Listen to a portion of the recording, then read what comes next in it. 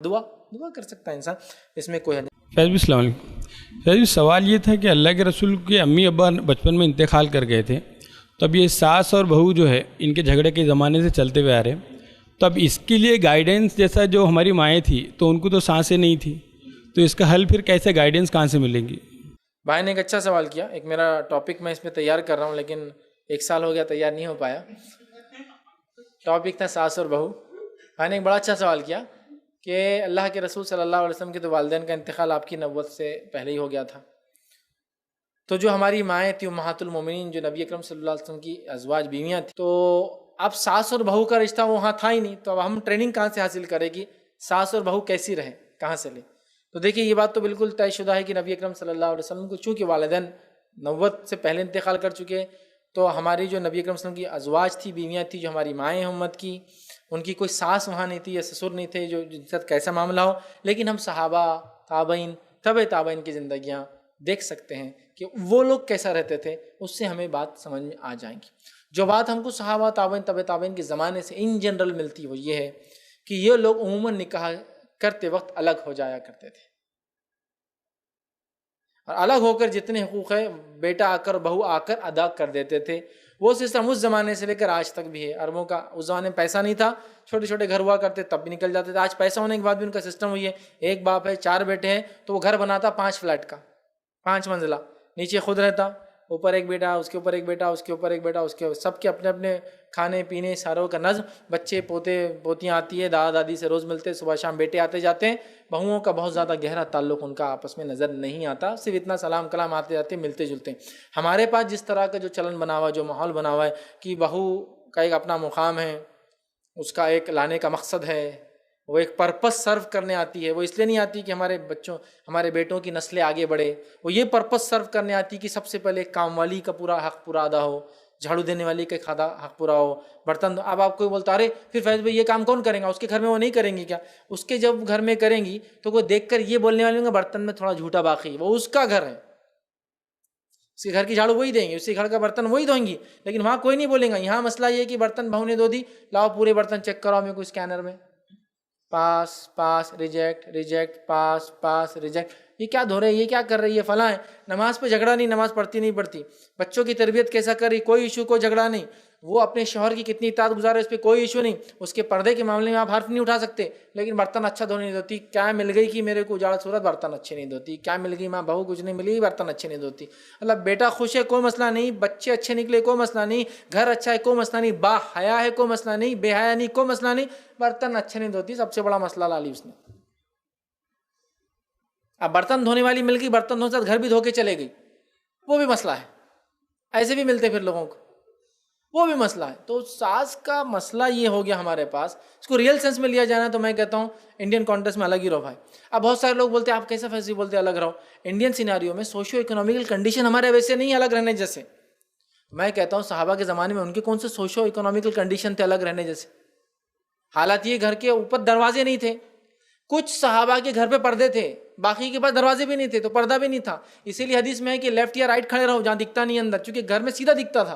तो औरतें दरवाजों के बाजू इधर उधर रहती थी घर में दिन भर।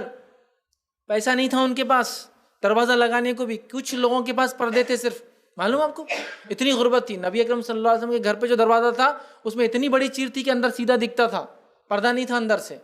इतना बड़ा सुराख था कि कोई देखे तो सीधा दिखता था अंदर का। इतनी गुर्बत का हाल था। ऊपर छत नहीं हुआ करती थी, वो खजूर के वो डाला करते थे बच्चे। काबे की तामीर की गई थी तो गुर्बत का यह हाल था कि कुछ नहीं मिला तो एक जहाज़ था रूमी जो आके टकराया था साहिल से, उसके जो तख्ते निकले थे वो डाले थे शेड के तौर पर ऊपर काबे पर। यह गुर्बत का हाल था, समझ रहे बात को। तो उनके भी कौन से सोशो इकोनॉमिकल कंडीशन थे, मुझे वो समझ में नहीं आता। एक्चुअली इशू ये है कि अगली नस्लों को आपको अगर तैयार करना है जैसे उनका हक है, तो कहीं ना कहीं हमको ये चीज़ समझना होगी, दो औरतों का मिजाज नहीं जमता। कितना इशू आपने और मेस क्रिएट कर दिया पूरे माहौल में। ये सिर्फ साथ रहने के चक्कर में है तो बिल्कुल बाजू, लेकिन दिल एक ज़मीन और आसमान के उतने फासले पे एक दूसरे से, कि अगर आज सास मर गई तो बहू बोलेंगी ये सबसे खुशी का दिन था मेरे लिए, अल्लाह मगफिरत करे बुढ़ी की, लेकिन खुशी का दिन था आज मेरे लिए। मतलब बुरा नहीं करना अल्लाह का है, लेकिन आज दिन अच्छा था, अल्लाह इसकी मगफिरत करे, जल्दी उठा लिया इसको तो बहुत अच्छा हुआ, अल्लाह मगफिरत करे, उन पर रहम करे, जन्नत में आला मुकामात दे, लेकिन ज़िंदगी में को साथ मत दे उसका, बहुत डेंजरस। हालात हमने ऐसे बना दिए, मालूम आप, हर मतलब आप पर्पस समझिए मैरिज का, इंशाल्लाह तो मैं समझता हूँ बहुत सारी चीज़ें हल हो जाएंगी। पर्पस ऑफ मैरिज है मेरे बच्चे की निगाहें नीची हो जाए, शर्मगाह की हिफाजत हो, हमारी नस्लें आगे बढ़े, ये पर्पस तो है ही नहीं। पर्पस ये है कि काम वाली नहीं आ रही बराबर, शादी कर दो ना फिर। कपड़े बराबर धुल रहे नहीं, शादी कर दो ना फिर। दूसरा घर बनाना तो कौन देखेंगे दूसरे घर, शादी कर दो ना फिर। माँ बीमार हो गई, शादी कर दो ना फिर। मतलब एक आपको नर्स चाहिए, अरे भाई नर्स हायर कीजिए पे करके, ये शादी नहीं कर सकते आप उसके लिए, इसलिए कि शादी का पर्पस खत्म हो जा रहा है। आइए वाक़या सुनाता हूँ। शादी हालांकि ऐसी नीयत से की जा सकती है, लेकिन उसके राइट्स देने के बाद एक सहाबी आए, कहा अल्लाह के रसूल सल्लल्लाहु अलैहि वसल्लम मैंने निकाह तय कर लिया। तो कहा किससे? तो कहा एक मुतल्लक़ा से, ऑलरेडी मैरिड, जिसकी तलाक हो गई। और तो आपने कहा कि तू कुमारी से क्यों नहीं शादी किया? कुमारी से शादी करता तू उससे खेलता और वो तेरे से खेलती, मतलब जाहिर सी बात है वो यंग होती, जवान, तू भी जवान है, अब तक शादी नहीं हुई, कुंवारा है, अब तुम एक पहले से करते हो, जाहिर सी तो उसके एहसास अलग होंगे, कुंवारी के अलग होंगे। तो कहा अल्लाह के रसूल मेरी बहनें हैं, मेरी वालदा का इंतकाल हो गया, अगर मैं कुंवारी लाऊंगा तो उसको तकलीफ़ होंगी, कुंवारी औरत बच्चियों को नहीं संभाल पाएंगी। लेकिन चूंकि ये मुतल्लक़ा है, इसको पूरे घर बार में रहने का सारा सिस्टम मालूम है, ये मेरी बहनों को थोड़ी देखभाल कर लेंगी। तो हदीस में बिल्कुल मिलता है कि किसी ऐसे नीयत से लाया जा सकता है। लेकिन क्या वो सहाबी ने उसकी शादी के हक़ नहीं दिए? क्या उसको लाने के बाद ये बोला तेरे से इसलिए लाया था कि शादी खिदमत कराऊंगा ज़िंदगी भर, तो अब यही करती रहे? उन्होंने शादी की थी एक नीयत से कि कुंवारी से करने से क्या होगा, उसके लिए बोझ हो जाएंगे मेरी 3 महीने या उनकी 2-3 महीने थी। लेकिन अगर मुतल्लक़ा से करूँगा, जो ऑलरेडी एक मर्द को जानती है, उसको वो इश्यूज़ नहीं आएंगे जो शुरुआती दौर में एक नई औरत को आते, नई लड़की को। तो वो सोच हो सकती है, लेकिन उन्होंने राइट्स नहीं दिया, ऐसा नहीं बोल सकते आप कि ला के बोले आप मैंने इनके लाया चल खिदमत कर, मैंने शादी किया मेरी माँ की वजह से चल खिदमत कर, ये नहीं था। तो यहाँ एक बहुत बड़ा मसला है। आप ये बिल्कुल कर सकते हैं कि आपकी वालदा बीमार है तो आप शादी कर लेता है घर में, को इसमें कोई हर्ज नहीं। लेकिन आपने काम वाली नहीं लाई, बीवी लाई जो साथ में काम भी करती है। आपके घर में कपड़े धोने के लिए मसला हो रहा था, आपने सोचा शादी करने से मसला हल होगा, चूँकि मेरी बीवी कपड़े धो लेंगी, औरतें उहाँ नहीं काम करती है। आपने कपड़े धोने वाली नहीं लाई, बीवी लाई जो साथ में कपड़े भी आपके धोती है, उसका एहसान है ना, शुक्रिया अदा कीजिए, काम कर रही है। अच्छा, आप घर में सफाई भी वो करेंगे, लेकिन हमारे पास क्या है, लड़के का पर्पस है अपनी शहवत पे काबू लाना, नस्लों को आगे बढ़ाना, ठीक है, कंट्रोल करना। घर वालों की ख्वाहिश है, खासतौर से औरत की जो सास है, काम वाली लाना। अब दोनों का देखिए कितना बड़ा डिफरेंस है। ये समझिए अफेयर नहीं कर रहा है, बुरे काम नहीं कर रहा, तो चाहता शादी हो जाए। अब ये बोल रही है कि अच्छी काम वाली आ जाए। दोनों की नीयतें खतरनाक। झगड़ा पहले दिन से शुरू। भाव उठी 8 दिन हो गए, काम ही नहीं करे माँ उन्होंने। 8 दिन में नमाज छोड़ी कि 8 दिन में नहीं, माशाल्लाह नमाज 8 दिन में ऐसा कोई काम की जो बेहाई का या गैर शरी था, नहीं, उस पर कोई डिस्कशन नहीं है। 8 दिन हो गए काम नहीं करे। शुरुआत झगड़ा काम से, खत्मा हो रहा काम से। बहुत अच्छी बहू है, क्यों अच्छी है? पूछे किसी सास से, क्यों अच्छी है? क्या काम करती, फर फर फर फर फर। अरे नमाजें वो सब करती ना, रोजे अब वो सब रखती हो, तो उसके शौहर करते हो सब। ये तारीफ क्यों नहीं है कि क्या बहू है माशाल्लाह, पर्दा तो ऐसा पर्दा कि आज इतने साल हो गए बेपर्दा नहीं निकली। मेरी बहू ऐसी है कि नमाज नहीं छोड़ती है, मेरी बहू ये कि रोजे में है। लेकिन जब भी औरतें मिलेंगी, कैसी है तुम्हारी बहू, मतलब कैसा काम कर रही तुम्हारी बहू? कुछ नहीं करती, घोड़ी बैठी रहती वहाँ, फला नहीं करती। अरे अच्छा, तुम्हारी बहू कैसी है? अरे मेरी तो ऐसी है, सर चढ़ गई, ये होगी फला। तो डिस्कशंस काम, शादी का मकसद काम, शादी की बात काम काम काम और काम। एक्चुअली लड़के को मिली बीवी जिससे वो अपनी जिस्मानी तस्कीन कर रहा है, औलाद का सोच रहा है, और यहाँ सास का सिर्फ काम और काम और काम और काम और काम। सबसे मैटर जितने भी झगड़े हिंदुस्तान में सिर्फ काम के इशू पर है। अरब में आपको नहीं मिलेंगे। उलमा से पूछा कि औरत कितना काम करे, क्या उसके लिए वाजिब है? वो कहते हैं उतना काम करे जितने उसके माहौल में मारूफ है, उर्फियत है, जो चलन है, मतलब जिस सोसाइटी में रहती है उसमें जो चलन है। समझ रहा? अब समझ लीजिए आप ऐसे सोसाइटी को बिलोंग करते हैं, आप करोड़पति आदमी हैं, तो आप अपनी बहू से काम कैसा तवक्को करेंगे, मुझे समझ में नहीं आ रहा। आपकी सोसाइटी में जो मारूफ है, क्या कह रहे उलमा, जो उर्फियत है उतना काम करेंगी वो, जो उर्फियत है, जो स्टेटस में आप रहते हैं। तो अब एक करोड़पति की बीवी, उर्फियत क्या होंगी उसकी, कितना काम करते उस समाज में औरतें? कुछ नहीं करते, सोफिस्टिकेटेड लाइफ जीते, तो फिर बहू भी वैसी जिएंगी ना। फिर नहीं, काम करना फला है। यकीनन मैं बार बार अपने लेक्चर्स में बात कहता हूँ, लोगों का दिल जीतने का सबसे अच्छा तरीक़ा क्या है मालूम आपको? मैं कहता हूँ लोगों के गुलाम बन जाओ, लोग तुम्हारे गुलाम बन जाएंगे। मैं बार बार कोट करता हूँ, बार बार कोट करता हूँ कि औरतें गुलाम बन जाए अपने घर में, वो देखिए मालिक बन जाती है खुद ब खुद उस घर की। ये बात तो अपनी जगह है, काम करने वाले लोग पसंद करते हैं, लेकिन इशू ये है कि सिर्फ काम और सिर्फ काम और सिर्फ काम और सिर्फ काम, तारीफ भी काम पे, बुराई भी काम पे, झगड़ा भी काम पे, तलाक भी काम पे, निकाह भी काम पे। आपने एक्चुअली निकाह को मैस कर दिया, उसका मकसद भूल गए। नतीजा ये हो रहा है कि फिर बहू आई तो काम करने वाली आई। ये सोच छोड़ दीजिए, बहू आ गई, आपके बेटा बुराई की तरफ नहीं जा रहा, अल्हम्दुलिल्लाह। बहू आ गई, आपकी नस्ल आगे चलेंगी, अल्हम्दुलिल्लाह। बहू आ गई, घर में आप पोते और पोतियाँ आएंगी, अल्हम्दुलिल्लाह। बहू आ गई तो नमाजी, पहले 2 थे, मतलब बाप था, बेटा था, अब 3 हो गए, 4 हो गए, माशाल्लाह। अल्लाह की इबादत करने वाले हमारे घर में बड़े, इसके बच्चे नमाजी बनेंगे, वो हमारे लिए खुशी की बात है। काम में कभी कभार सुस्ती करती है, लेकिन उसके लिए थोड़ी लाई गई वो बोलना। ये होगा फिर एक दिल बड़ा करके, और इससे फिर छोटे छोटे चीज़ों पर इश्यूज क्रिएट नहीं होंगे, वरना मैस क्रिएट होता है। और आदमी का हाल ये हो जाता है, वो बहरान हो जाता है। किसी ने एक बड़ी अच्छी तस्वीर बनाई थी, 2 बसें चल रही हैं, एक तरफ आदमी का एक पैर इधर बांधा हो, दूसरी तरफ इधर बांधा हो, एक पे लिखा मदर, एक पे लिखा वाइफ, और दोनों बसें अलग अलग डायरेक्शन में जा रही। यही हाल है मर्द का, जो शादी हो गई नहीं, ये हाल है। 2 बसें हैं, दोनों में पैर बंधा हो उसको, एक पे माँ और एक पे, दोनों अलग जाती। अब करे तो क्या करे? अक्लमंदी का तकाजा है, कोई तो समझे बात को। आने वाली ये समझे कि उसको लाया गया, ठीक है, और वो हक अदा करे आकर उस घर का। जिसने लाया वो ये समझे कि हमने किसी को अपने पास लाया, हम हक अदा करें उसका। ये नहीं कि हमने लाए, काम की वजह से लाए, तुम काम करना था, फला था, हम तो ये सोच के लाए। ये सोच ही क्यों आप रख रहे हैं? तो बहुत सारे घरों में झगड़े काम की वजह से होते हैं। सहाबा ताबईन तबे ताबईन की ज़िंदगी जो मैंने देखी है, जो उनकी सीरतें पढ़ी है, हमने कभी उनके सासों का तस्करा पढ़ा ही नहीं। पढ़ी आप सीरत सहाबा की उठाकर? शादी हुई, वालिदैन की खिदमत जारी और सारी रही, लेकिन आप ये नहीं पाएंगे कि खुद बेटे ने नहीं करके बोला आप मेरी शादी होगी तुम ही करना इनकी पूरी खिदमत। तो वो समाज, वो सोसाइटी आपको डेवलप करना होगी। इसलिए कि ये इश्यूज से सबसे बड़ा नुकसान उस औरत का होता है, उसका हक मारा जाता है। और दूसरा नुकसान क्या होता है मालूम? आने वाली नस्ल तबाह हो जाती, मफलूज पैदा होती, पैरालाइज पैदा होती। मैं दूँ एग्जाम्पल कैसे, सुनिए। एक औरत दूसरी औरत को कंटिन्यूस डांटती है। एक औरत जो डांटती है वो सास, जो डांट खाती है वो बहू, और बीच में खड़ रहे कि एक नन्हा मुन्ना बच्चा देखता है क्या सलूक हो रहा है।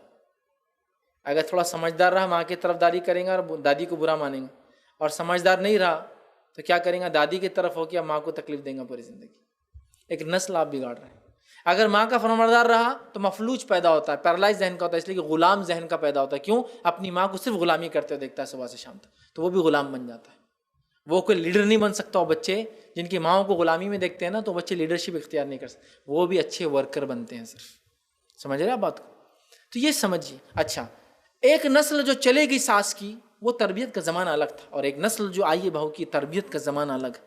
अब ये बोलते कि तरबियत वैसी करना जैसे मैंने की थी, कैसे फूल निकाली, देखो तुम्हारा शौहर क्या बनाई उसको, मेरी मेहनत थी। वो तरबियत का मरहला अलग था। अब मरहला नहीं, मैंने ऐसा किया, ऐसी सुना। दोनों की मेंटालिटी, झगड़े शुरू यहाँ भी होते बहुत सी बार। वो बोलती तरबियत मैं ऐसी करूँगी, ये बोलते ऐसा करूँगी, वो कंप्लेन करे इसकी, ये कंप्लेन करे इसकी। तबाह होने वाली अगली नस्ल। इतनी बात याद रखिए आपके झगड़े में, समझिए इस बात को। हम खुद अपने बेटे को बर्बाद कर रहे हैं। जो औरतें बहुत प्यार करती है ना अपने बेटों से, इसलिए बहू से लड़ती है, अपने बेटे की नस्लों को आप बर्बाद करती है। जब बहू से आप लड़ती है तो मैस क्रिएट हो जाता है, तिजारतें बर्बाद हो जाती है, काम धंधे बर्बाद, जॉब्स चली जाती है, खुदकुशी कर ले रहे लोग, मैस क्रिएट कर दे रहे आप। तो वहाँ हमने नहीं पाया, इतना ही सिंपल देखा। शादी हुई, अलग रख दिया। और कहीं कहीं निकाह होते थे वो लोगों की। शादी हुई, ये घर था, शादी हुई, ये घर था, शादी हुई, अपने माँ बाप से पोता पाती रोज़ जाते अपने दादा दादी के पास, सारी चीज़ें हो रही। ये हमने जनरल सेंस में पाया। हालांकि सोशो इकोनॉमिकली वो भी बड़े गरीब थे, बहुत गरीब। लेकिन हमारे पास क्या, बेटा वाला हो गया, मतलब इताअत छोड़ दिया, फरमाबरदारी छोड़ दिया, दूध माफ़ नहीं करूँगी, ये नहीं करूँगी, वो नहीं करूँगी, कोसूँगी, बदवा दूँगी, ये करूँगी, आखिरत में झड़ती देगा तू, और वो जो चमरख्ते को ले गई वो तो यहीं मरेंगी, सड़ेंगी, ये होगा वो होगा, फला चीज़। अकल भी नहीं, समझ में नहीं क्या करना। तो मैंने देखा ये 2 तलवारें एक म्यान में नहीं रह सकती। ये प्रैक्टिकली लोगों के हज़ारों वाक़यात है, सिर्फ लड़ रहे हैं। तो मैं कहता हूँ भैया अलग रहो, शरई एतबार से रहो और खुश रहो। समझ रहे आप? खुश रहो, आराम से रहो। यही हम देखते हैं। इब्राहिम अलैहिस्सलाम अपने बेटे के घर आते, इस्माइल अलैहिस्सलाम के घर में, ठीक है, बेटे का घर है लेकिन हक़ नहीं जमा रहे, मैं आया हूँ, अब मैं रुकूंगा, फलां आए मिले, इस्माइल नहीं, मैं चला जाता हूँ। हो सकता है इस्माइल अलैहिस्सलाम लॉन्ग टर्म के लिए शिकार पे जाते होंगे, चूँकि उनको काम था, मिले और चले गए। लेकिन एक चीज़ थी, बहू सही नहीं थे तो उसकी कंप्लेन करके गए, आने के बाद बोलना चौखट बदल दे। समझ रहे? ये नहीं बोले तुम मेरी बहू है, अब मैं आया, अब मैं ससुर हूँ, मेरी खिदमत करो, मैं इतने दिन रहूँगा। इब्राहिम अलैहिस्सलाम एक ससुर होने के नाते अपने लिमिटेशंस जानते हैं और बहू की और बेटे की इंडिपेंडेंस और उनकी अपनी आज़ादी को समझते हैं। ये सारी चीज़ें हमको समझना होंगी। उधर का भी इंटरफेरेंस नहीं था, इधर का भी नहीं था, मतलब वो एक अलग सोसाइटी थी, आप समझिए उसको। हर औरत, हर आदमी फ्री होकर इंडिपेंडेंटली अपने बच्चों को जैसी उनकी सोच थी और समझ थी वैसे तरबियत दे रहे थे और एक माहौल बना रहे थे। जनरली हमारे घरों में क्या होता है, बच्चे तरबियत याफ्ता नहीं होते, जहाँ जॉइंट फैमिलीज होती है और स्पेशली जहाँ सासें बहुत डोमिनेटिंग होती हैं, क्योंकि बच्चे जो है या तो माँ जैसे हो जाते हैं, गुलाम जैसे बन जाते हैं, या फिर सेकंड केस होता है वो कुछ नहीं बन पाते हैं। कुछ नहीं बन पाते। क्यों नहीं बन पाते? क्योंकि सिर्फ अपनी माँ को झगड़ते हुए देखते हैं। और औरत जो माँ है, बच्चों की तरबियत से ज़्यादा वो सास क्या बोलेंगी वो सोच के काम होता। अब क्या बोलतेगी, अब क्या बोलतेगी, अब क्या बोलतेगी, ताने जिसको बोलते हैं। बहुत सी बार औरतें बोलती तो इसमें क्या है, खाली बहू की बोलती है गंदा है। तो अब आइए थोड़ा सिनेरियो चेंज करते हैं। आपकी बेटी की सास ने यही बोली उसको, तो बेटी आ गई, मैं नहीं जाती हूँ हमारे ससुराल। क्यों? वो रोज़ बुड्ढी बोलती मेरे को वहाँ ही बर्तन खराब है। अरे भाई, तुम्हारे घर में भी यही छोरा, आपकी माँ भी कोई एक्सेप्शनल नहीं। आपकी भाभियों से पूछो क्या हो रहा है उनके साथ। तो अपनी बेटी को, कितनी बुरी सास है जी मेरी बेटी की, पूरे बर्तन एक एक घूर घूर के देखती, चेक करती, बोलती ख़राब है। मैं तो बहुत साफ दिल की है, मैं तो इसलिए कि खाने में ख़राब चीज़ नहीं जाना बोल के मैं देखती अपनी बहू को जो बोलती है ना। तो वो भी बेचारी हाइजीन वाली है, उसको भी यही फिक्र है कि अपने बेटे और बहू को ख़राब चीज़ नहीं जाना, तो उसका क्यों बुरा लगता? डेफिनेशन इतने अच्छे हैं ना, नहीं इधर करे तो ऐसा हो सकता, लेकिन उधर जो उसने करी ना, अगर जुल्म है, वो कपड़ों को धुलाई जुल्म कर रही, लेकिन मैं क्यों धुलाती? बाहर की औरत आएंगी, गंदी होंगी, ऐसी होंगी वैसी होंगी, अपने बच्चे अपने पोता पाती, अच्छे अपने हाथ के धुले हुए कपड़े पहनना। तो वो सास भी तो ये सोच रही ना कि आपकी बेटी से साफ सुथरे कपड़े धुलाए ताकि उसके पोता पाती बचे। वो जुल्म है और ये तरक्की है। मतलब डबल स्टैंडर्ड भी समझ में नहीं आते मुझे। अगर एक ही स्टैंडर्ड रहना तो भी समझ में आता। तो बेटी का स्टैंडर्ड अलग, रोज़ दुआरी अल्लाह मेरी बेटी की सास से अलग कर दे, मेरी बेटी को, दामाद को तौफीक दे कि वो आकर बस जाए, अलग घर बसा ले, बहुत जुल्म है। और ये बहू पर मेरे को ज़िंदगी भर इसके ऊपर सवार रख, इसके ऊपर ही मेरे को रख ताकि मेरा बेटा अच्छा रहे। अरे वो यहाँ सवार होना और वहाँ अलैदे की दुआएं हो रही, मतलब डबल कैरेक्टर कैसे हो जाता।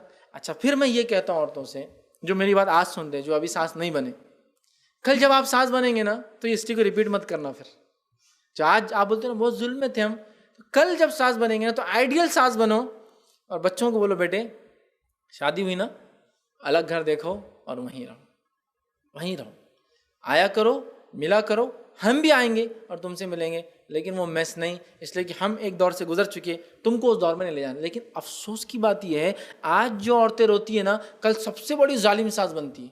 और तुर्रा क्या रहता, हमारी सास तो ऐसा करती थी, मैं तो बहुत अच्छी हूँ। अरे वाह, मतलब एक आदमी 100 गुना कर रहा था जुल्म करे किसी पर, तो आप क्या बोल रहे हैं, मैं तो 20 ही जुल्म कर रही ना, गुनाह कर रही, कितनी अच्छी सास है। मैं तो बोलना 80% तुम थोड़े लो कैटेगरी की, मतलब इंटेंसिटी कम है तुम्हारी, तो बहुत अच्छे है तुम। ये हाल है। हमारी सास तो क्या करते थे, रोटियां डालने के बाद ही बोलते तो गलत है, फिर हम डालते थे, देखो मैं कितनी अच्छी सास है, तुमको ऐसा नहीं करती। तो गोया अपने जुल्म की इंटेंसिटी बताकर दूसरों पर जुल्म करने को वाजिब और हलाल करार देते हैं हम लोग। मेरे को बहुत मारा उसने, तो मैं तेरे को 2 पंच मार रहा, कि उसने मेरे को 10 मारा, खत्म। ये रूल नहीं है, लेकिन मेरे साथ जो हुआ अगली नस्लों के साथ नहीं होगा। तो कुछ ना कुछ एक सिस्टम बनाइए इंशाल्लाह, तो ये मसला हल होगा, वरना ये मैस हल नहीं होने वाला। और ये रूल मेरा याद रख लीजिए, सब पे लागू है, हर आदमी इसी गवाही देंगे सिवाय चंद लोगों को छोड़कर। जब औरत बहू बनती है तो उसको कभी अच्छी सास नहीं मिलती, और जब सास बनती है तो उसको कभी अच्छी बहू नहीं मिलती। ये मेरा गोल्डन रूल लिख के रख लीजिए, गोल्डन रूल। मैं जब बहू थी इतनी जालिम सास, माशाल्लाह ठीक हो गया। अब मैं सास बन गई, इतनी बुरी बहू, इतनी बुरी बहू, इतनी बुरी। अरे रे रे रे, समझ रहे हो? इशू ये है कि जब मैं बहू थी तो सास अच्छी नहीं थी, जब मैं सास बनी तो बहू अच्छी नहीं है। इशू ये नहीं है, इशू ये है कि 2 औरतों का जहन मिलता नहीं मेरी माँ। मसला ये है जहन का, उसको उसके देखिए, अगर आप अपने घर की मलिका है तो वो भी आपके शहजादी की बीवी होने के नाते एक शहजादी है। तो मलिका अगर अपना हक जताएंगी तो शहजादियों को भी अपने राइट्स दीजिए। आप क्या बोल रहे हैं, मैं घर की मलिका हूँ, एम्प्रेस है आप, तो एम्परर की बीवी एम्प्रेस होती है, तो वो भी किंग की बीवी है ना, क्वीन है, तो थोड़ा उसको भी रिस्पेक्ट देना पड़ेगा आपको। तो हो रहा ये है कि एम्प्रेस अपनी इज्जत ले रही, क्वीन बादशाह की जो बीवी रानी उसको इज्जत नहीं दे रही, और प्रिंसेस जो पैदा हो रही पोतियां उनको लाड़, पोतों को लाड़ की, तो मेरे ये फला है। तो कितनी ताज्जुब की बात है, उसके बच्चों से शदीद मोहब्बत, उस औरत से शदीद नफरत।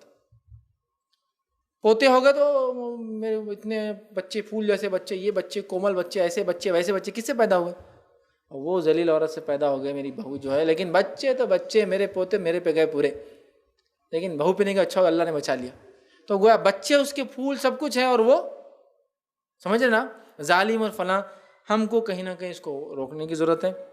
इंशाअल्लाह अल्लाह ने कभी मौका दिया, तौफीक दी, तो मैं ज़रूर इस पर एक बैलेंस्ड व्यू ज़रूर रखूँगा एक बार, सास और बहू का रिश्ता। चूँकि मुझे बैलेंस व्यू तैयार करने में बहुत मुश्किलात पैदा हो रही थी, तो मैंने वो छोड़ दिया ताकि दोनों पर जुल्म ना हो। लेकिन इन जनरल इंडियन कॉन्टेक्स्ट में मेरी बात होती है, मैं मुल्कों के एतबार से नहीं बात करता हूँ। US UK में सास बहू का रिश्ता बहुत मुख्तलिफ है। वहाँ दामाद और सास के झगड़े होते हैं, वहाँ बहू के नहीं होते हैं। मानो आपको दामाद से चलती रहती, सास कुछ तो बोलती है और दामाद झगड़े करता उनसे, ठीक है। क्योंकि वहाँ रहने का सिस्टम फ़ौरन अलग हो जाता है, जनरल सेंस में अलग होते हैं। इंडियन पाकिस्तानी तो रहते हैं, लेकिन तो मुल्कों के हिसाब से मेरी बात चेंज हो सकती है। लेकिन इंडियन कॉन्टेक्स्ट में जो मैंने देखा वो यही है, अक्सर झगड़े सिर्फ काम की वजह से। भाई अलग रहो, खुश रहो, अच्छे से रहो, बच्चों की अच्छी तरबियत करो, आने वाली नस्लों के लिए दुआएँ करो, उनके लिए कोशिश करो, ये एक अच्छी ज़िंदगी है। सिर्फ अपनी बात ख़त्म करेंगे।